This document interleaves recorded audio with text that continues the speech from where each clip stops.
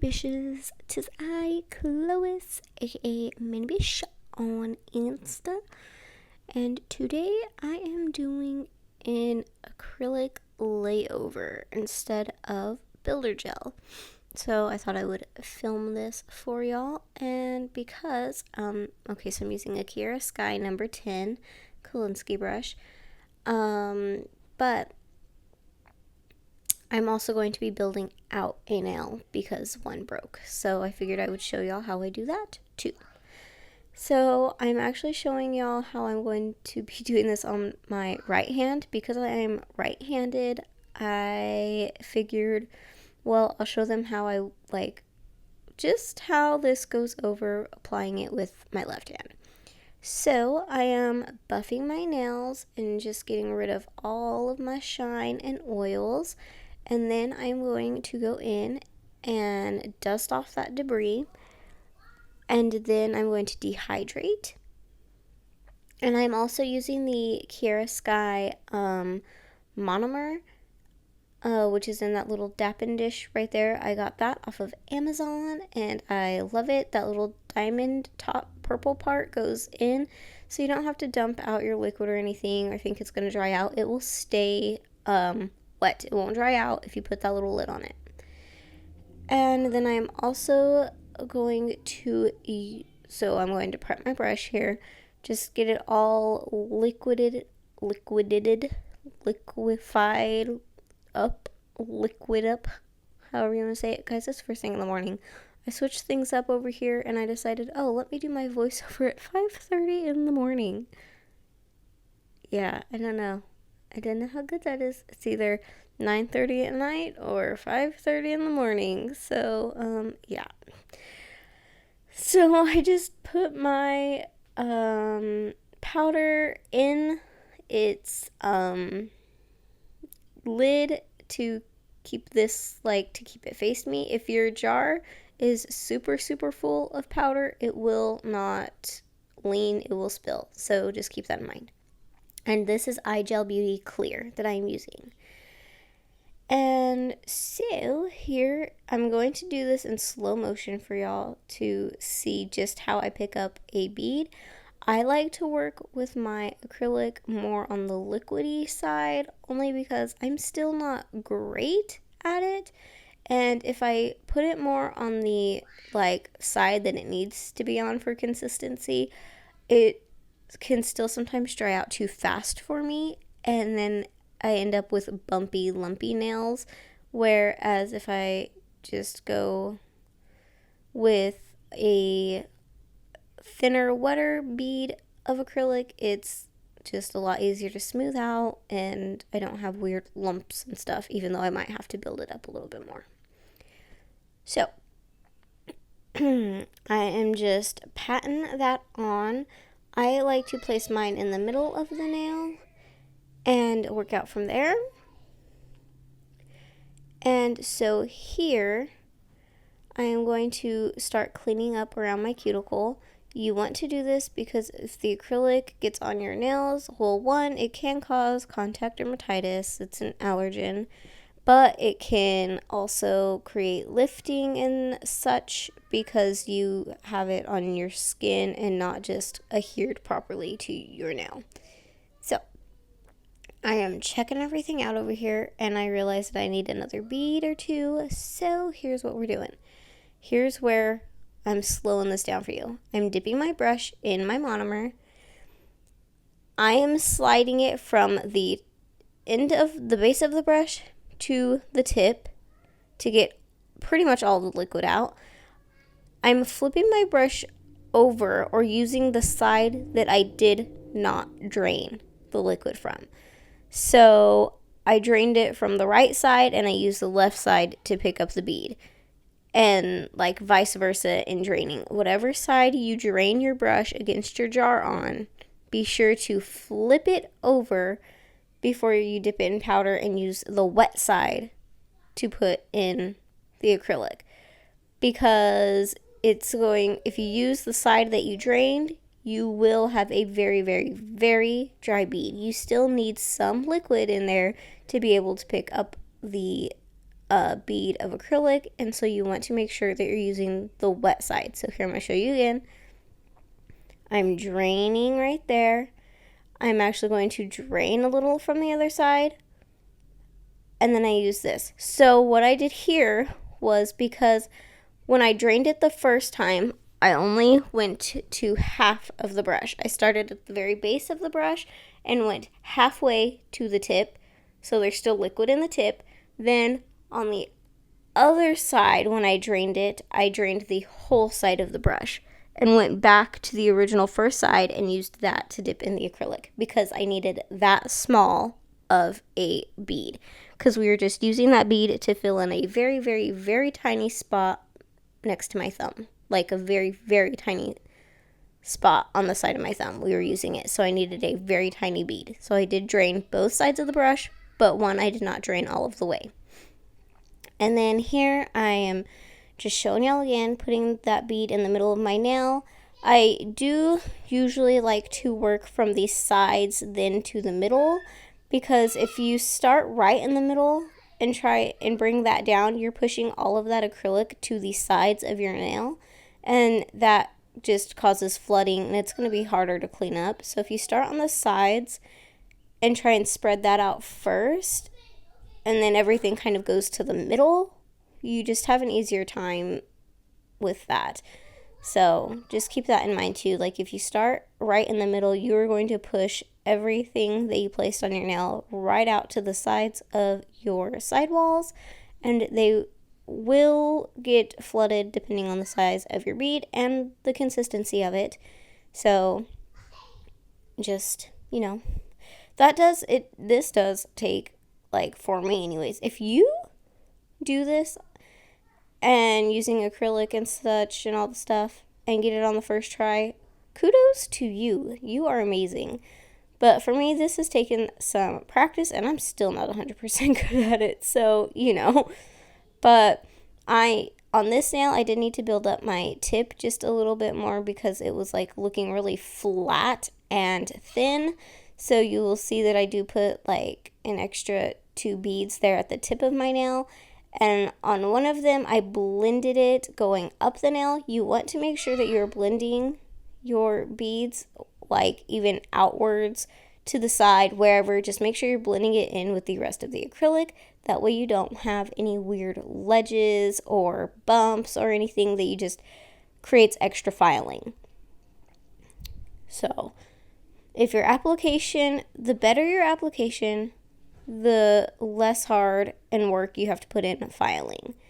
The crazier your application, the crazier you're going to have to file. So keep that in mind too. This is also why, again, I work with small wet beads, just because I'm able to get a smoother application. Even though I might have to build up the nail a few different times, it's smoother. I don't have any weird bumps or anything going on.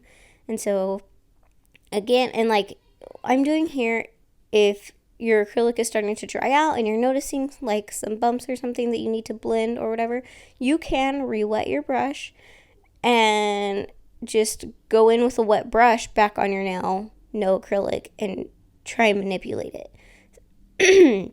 Sometimes that will work. More often than not, it will work, unless your acrylic is just so far beyond set that it's like, no, sorry.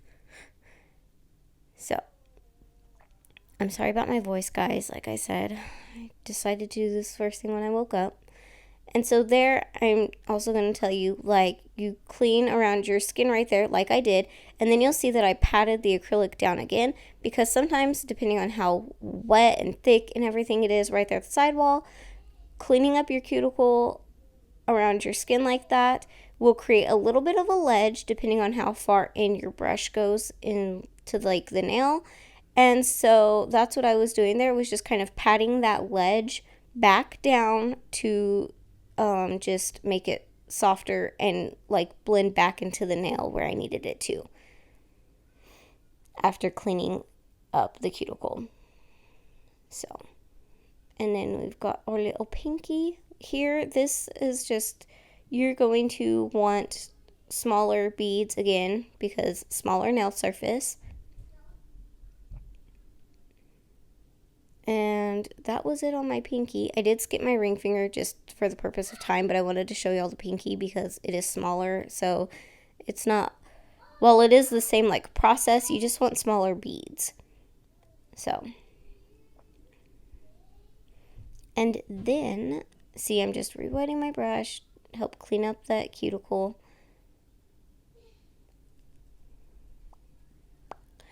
And here I am after I've got my nails done. You can do this after each individual nail. I'm just like pushing my skin around my free edge down, just because sometimes the acrylic does like go over there and you might find that your nails are tight and then you go to push down. It's like, oh yeah, my skin is stuck to my nail. So just do that at the end to make sure. So here I am doing my nail form situation for this finger that I'm going to show y'all that I have to build out. So I prepped it. I have buffed it, dehydrated it. Now we're getting the nail form on. And I'm speeding through this part mostly because I do have another video where I really show y'all how I do nail forms. But right here I'm going to show y'all. In my last video you heard me say it is best to have a little bit of a free edge when using nail forms, so that way there's something to like, for it to actually like grab onto and everything. Well, you can see that my nail is pretty darn short here because of the break that happened. It happened on my right side and I just went ahead and cut the nail down. And so what I'm going to do to try and fix this is cut into my nail form. So I'm taking some little eyebrow scissors and I am just I did measure it, so where the nail, where my free edge starts on the right side, that's where I'm cutting until the left side. So now when I put it back on, you should see that it fits. I got a little bit out of frame here, which is my bad, but you'll see it when it is like on completely. I also stuck it like the form together too far low, so I was trying to unseal part of the stickiness so that I could get my finger in there. Anyways, here it is. I cut it. It fits better. It feels more comfortable under the nail after having it cut. And so now we are going to start. So here we need I'm using not so wet of a bead. So you'll see me even drain some of my brush out on the paper towel after I already have the bead picked up. If you do that, of course, use the opposite side that the bead is on, because otherwise you'll wipe your bead off. And then I'm just putting that right at the free edge where my nail stops and just flattening it out some, creating the shape that I want just there at the side, pushing it up and trying to thin it out just a little bit because we don't want it ridiculously thick. And then we're trying to shorten it. Like, I could have used a smaller bead, but I didn't, so here we are. It is going to be a little bit thick at the tip, which whatever, I guess. It will get fixed when I do my filing. But, so see, I'm just like, you gotta go like side to side to make sure nothing is spilling over. You need to make sure your length is good. I'm flattening this out, and I think my husband is home, so I will BRB. Just kidding, my son was psyching me out. Anyways, so again, just re-wetting my brush to manipulate this bead of acrylic.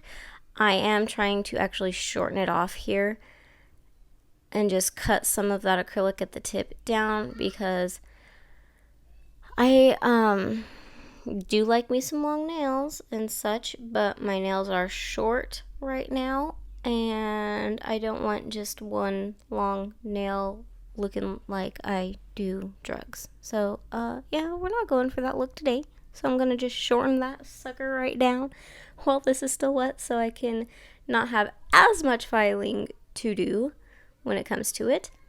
And then we place our bead of acrylic on our nail and just connect the whole thing, blend it all together. See? We just get it all groovy, man. And this does, like, it is thick at the tip, like I said. But I am going to fix that when I file it. It will not stay that way. So, you know, just filing, though I don't want to say it can fix everything, because some things are just like beyond help when it comes to nail mistakes. Like, been there, done that. I'm like, ugh, not even this is helping. But filing can and will fix a lot of things. So, anywho, that was my index finger and how I did it and built it up, and extending the nail with acrylic. And I don't know what got into me, but I was like, I want to do a different overlay, so we're just going to do acrylic.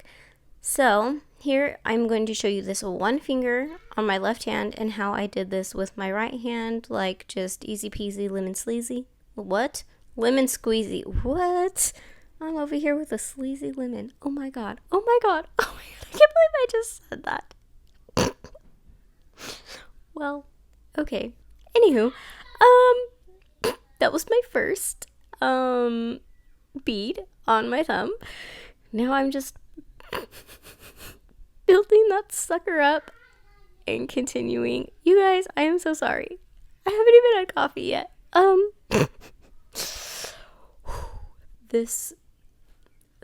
Yeah. Okay.